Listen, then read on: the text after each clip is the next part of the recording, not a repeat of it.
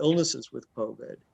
And it's sort of a dilemma, you know, how to talk to children about any serious danger. I mean, there are kids that have always been coming to therapy because they're terrified of getting cancer, or they're terrified of a burglar breaking into their house and kidnapping them. And the dilemma is how to help children develop some sense of comfort with things that are not out and out impossible. It's relatively straightforward to reassure a fear of monsters, although it doesn't usually work, but at least you can say there's no such thing as monsters. But you can't say, don't worry, everybody gets over COVID, because you can't even quite say it for children. But I talk to kids about things that are very, very, very, very, very unlikely. And I have, you know, I talk about it in terms of tiny, tiny, tiny fractions, like 1 grain of sand in a sandbox or something. We can never say that these things are impossible, because we're going to lose our credibility the first time the kid finds out, oh my God, there was a child who died of COVID. But that's the best we can realistically do, along with a sentiment like, so far so good, up till now we're fine. Nobody really knows what the future is going to bring, but with whatever happens, you'll respond. Your mom and dad will respond. If you need to get a doctor or go to the hospital, you will. And taking it one step at a time, and trying to focus more on the present is the ultimate response to anxiety. It's just, how are you today? Okay, well, let's take it one day at a time. So kind of parallel in the educational world, we were always talking about how important socialization is for children, and especially for adolescents. And this has been an incredibly weird year in terms of not being able to do religious practice, you know, not being able to go to weddings, bar mitzvahs, you know, everything over Zoom. How are the teenagers faring in all of this? And what would your advice be to parents of adolescents who feel like they've missed a year of graduations and bar mitzvahs and weddings? And well, that's a loaded question. I figured I'd give that to the social worker. No, it's great. That's a great question. I actually just saw recently somebody said that we should coin the phrase GOMO, grief of missing out. And we should, right? Good. And we should just normalize that, like, we all have GOMO from 2020. Right. I thought that was great, because like there really is a part of grief involved. So I guess there's a few aspects of it. You know, one of them is I don't really identify myself as a CBT therapist, but there definitely are parts of CBT from early in my career that I still use. And the Serenity Prayer is like gold for situations like this, like helping kids recognize that there's things in life really are binary, things that you can control and things that you can't. That's it. Life is binary in that way. And when I was younger, I saw a quote that said, if you don't like something, change it. If you can't change it, change your attitude. And that's really very powerful for kids. I don't know if anyone here knows, but I spent several years working in juvenile jails and prisons. And we talked a lot about that with the kids. Like, yeah, you're here for 5, 10, 15, 20, 25 years. That's not changing. So do you want to be miserable and then make it worse for yourself? Or do you want to get your act together and go to school and get a job and work on your future planning and all this other stuff? So I think with these kids, it kind of goes back to what I was saying beforehand. There is an aspect of validation. I have my niece who's in seminary now, and she went after Sukkot, and then she was in quarantine because somebody got it. And this is not how they wanted to spend their seminary year. That's true. And that kind of falls into the validation. Like, that is sad and that is disappointing. And this is what it is. So how can you maximize it? And, you know, 2 other brief thoughts come to mind. That one is, you know, I gave a presentation today at a different school about maximizing your teenage years. And I asked the kids to list off all the different struggles that come along with being a teenager. Just that responsibility without authority, school stressors, friend drama, family dynamics. And then I went through all of them and showed them how those exact struggles manifest as an adult, right? So when your colleague quits and now you have more responsibility, but not more authority. Work stressors, family drama, please, right? Like everything. And I said, the younger you are when you develop the mental muscle and the skills to navigate challenges that you can't control, the happier, calmer, more successful you'll be as you get older. And then the other aspect for people who, who openly talk about religion and talk about God in their life, I find that very powerful also to bring in faith over here. It's very powerful to realize that whether, you believe in the universe or you believe in God or a greater power, that nothing happens by accident. And God hasn't forgotten about you. So if we're impacted by this, let's see how we can maximize it and what we can do to grow through it rather than just going through it, while realizing, there is something bigger that we don't know about, and let's see what we can do with what we do know about. So Naomi, as a mom, we've in the Jewish world gone through many Jewish holidays that have looked very, very different. And the non-Jewish world is going through Christmas, and I am sure their holidays are going to look very, very different.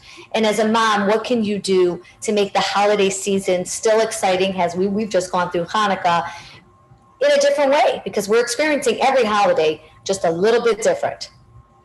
Absolutely. I think it's pulling on that creative piece. In occupational therapy, one of the things that we do is we look at a situation that's difficult and we see how can we creatively change this? Do we adapt the environment? Do we adapt the person, or do we adapt the task, the occupation at hand?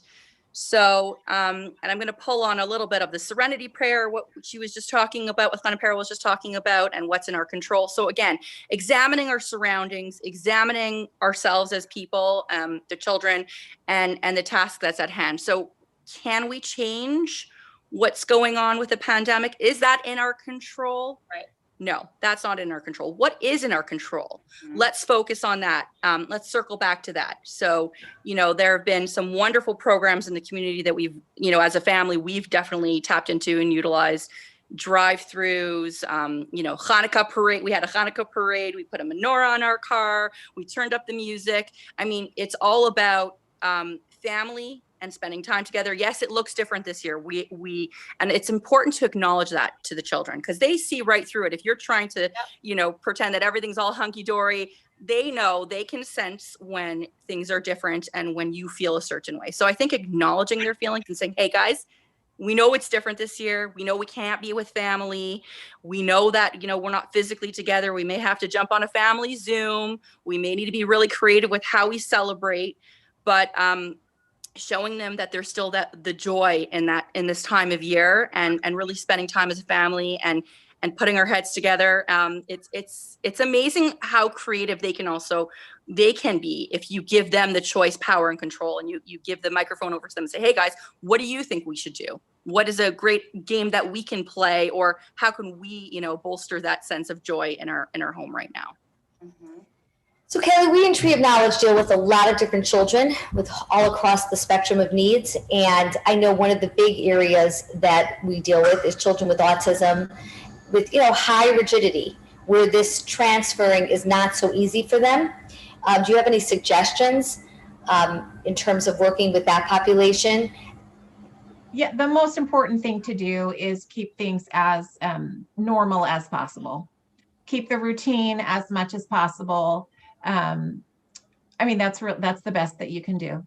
And I like, this year is so different. And so I like to add in for all of my students, just a little bit of extra time for crisis. We seem to have a lot more meltdowns this year, a lot more behaviors coming up.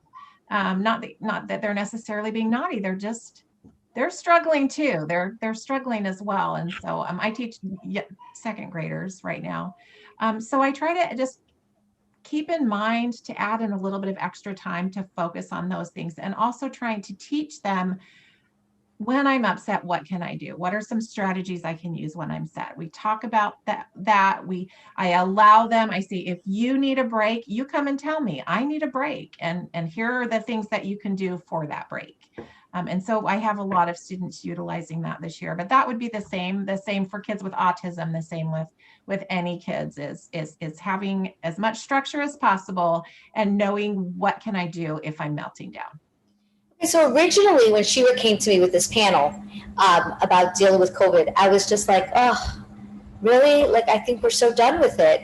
And we talked about titles, and we said transitioning to a new world, because my original goal with this was this was my dream. Maybe it was me being in denial. Oh, we're just going to all be vaccinated. We'll all be back. And I wanted to have a panel that kind of prepares us for being like Rumpelstiltskin, like waking up from this bad dream and what, and bringing kids back into socialization and dealing with children that haven't seen faces, of other people outside of their immediate family and what that's going to look like and how strange that's going to be. I don't know that we're there yet, but I kind of want to end tonight's session on just some tips of how do we prepare kids for getting back to normal, whatever that normal is, what kind of things are we going to have to reteach them as they start having to deal with more people, actually seeing facial expressions? Maybe they have to make facial expressions. Kids have been making lots of fun faces underneath their mask. And their motoric thing could get used to it. And then all of a sudden, people can actually see those facial expressions. So I want Not just kids, Nikki. Not just kids. Not just kids. Right. I don't even know how we're going to all behave. So Right. Exactly. So I just thought I would end the panel on a kind of like a positive note. So we wake up and we're all back to life. How do we transition? Dr. Shapiro, I'm going to start with you. Oh my goodness, that's really unfair. That is a really hard question that I guess it might, well, I have not thought about it before. It would probably make sense for parents and teachers to try to find ways to ease the transition so that it's not binary, because binary transitions are very hard for people. And it's when we actually get to that day, it might make a certain amount of sense to kind of wean off the Zoom thing and start doing a lot of the day in person and maintaining some of the Zoom, because people need to have some kind of a balance of familiarity and novelty in their lives. Maybe we're going to find that there are some, I don't know, they'll become like traditions that were formed during the pandemic, and maybe people will want to hang on to. And I guess I would argue for a gradual transition so that it doesn't happen all at once. That would be the thought that comes to me. So, Carol, I know some women that tell me, I am loving my life. As soon as 5 o'clock hits, I'm in my pajamas. I'm not going out at night. Yes. I don't have to go anywhere. This is just absolutely great. But, I don't think this is going to be forever. And so we're going to have to, I guess, emotionally prepare ourselves to go back into socialization. So yeah, I'm going to actually kind of take a different stance for Dr. Shapiro a little bit on this, and then I'll kind of target with what you just ended with, Nikki. But I think that I really I believe in muscle memory tremendously, emotionally as well as physically, and I think that a lot of things are like riding a bike. And I think that my thought is to stay curious and to stay open. And one of my favorite things we say is the brain is designed to heal itself when the conditions are right. And I wonder if the kids can just kind of like burst outside, go play with each other, have a play date, have a sleepover, go to restaurants, do everything. I wonder if that'll do harm versus possibly just doing good and helping them just have that sense of familiarity. I almost look at it as when we're in a different country for an extended period of time and then we come back.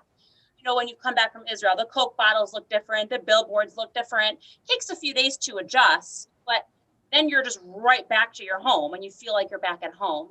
So I wonder if just kind of, trusting the kids, whatever they feel comfortable with, whatever they're interested in, running back and doing right away, and then just staying curious and open and wondering how are they responding to, this new freedom and not having all these restrictions.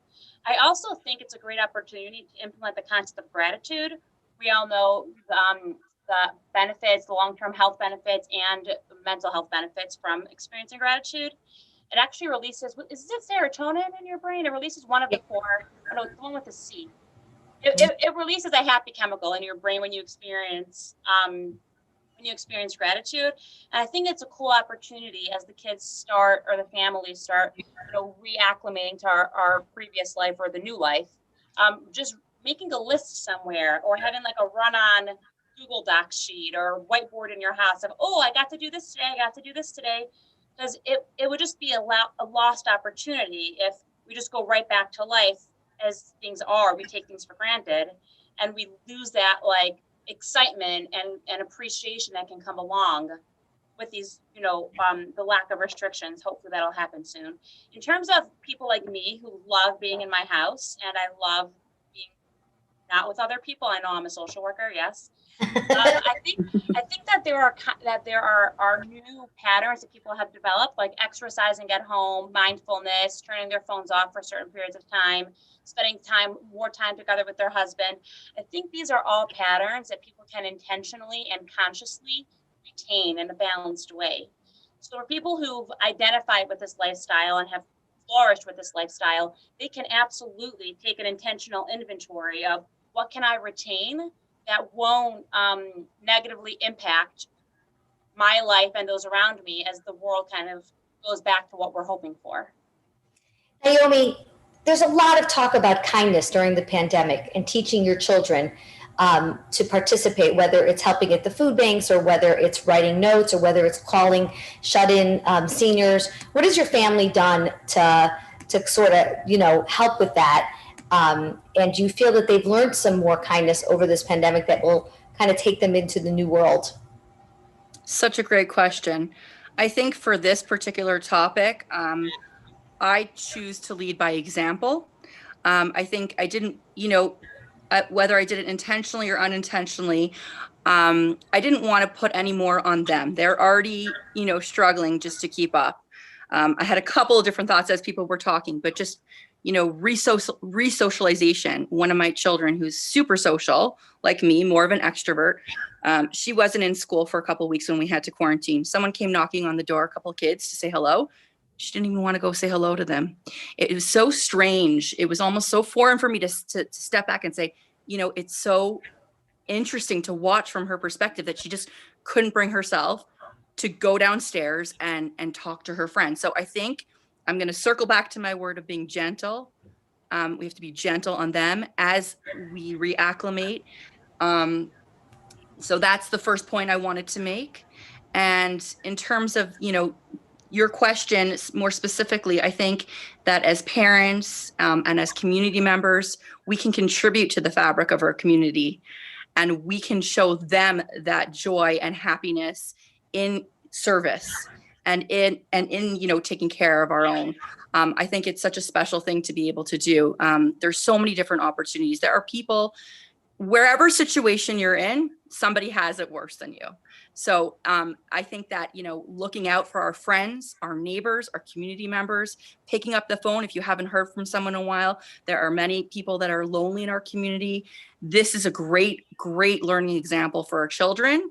And what Chana Peril said, to show gratitude as well, because we can show our kids, hey, we may be struggling in X, Y, and Z, but, there's someone else out there that's going through an even harder time. Why don't we pick up the phone and call them? Why don't we, pay them a socially distanced visit, bring them some hot food? So we are ripe with opportunities to give back to the community and to open up our kids' eyes to that.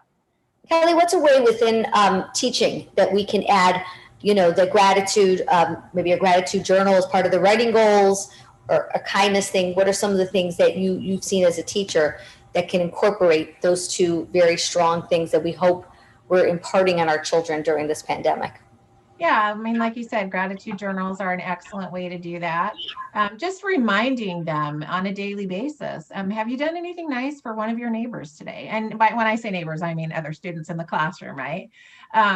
We're battling in my current classroom with a little bit of students battling with each other. Oh, that's so good during the pandemic. Yes. They love each other. Well, so we're practicing being kind and being aware when we're not being kind. And so they'll give me this scenario. This is what happened. So they had a fight, and I take each of their sides. This is what happened. And the other girl says, and this is what happened. And I say, at what point during that could you have turned things around for the better? And then they think way back to the beginning of the argument, and they say, right here, I could have done this. okay, we'll think about doing that the next time. So just sort of a mindfulness of reminding them of a mindfulness of what they're doing and how their actions affect others, and to always try to be kind with each other, because we're all we have. I mean, we're all we have, our community. You know, we're here for each other, not to fight against each other. I want to take this opportunity to thank all of our panelists. It's a pleasure. I actually always learn something. Thank you, Dr. Shapiro. Thank you, Kelly. Thank you, Hannah Perrell. Thank you, Naomi. And we here at Tree of Knowledge are always available to you. If you need any of the people's emails, feel free to contact Shira Levine in the Tree of Knowledge office, and she'll be happy to share that with you. Kelly, what's the Cleveland Heights number for those parents that are listening? I don't have it memorized. Okay, I think it's 216-851-2221. I think That so. sounds right. That sounds right. The Miami number is 305-705-4470. And the New Jersey office is 732-987-5500.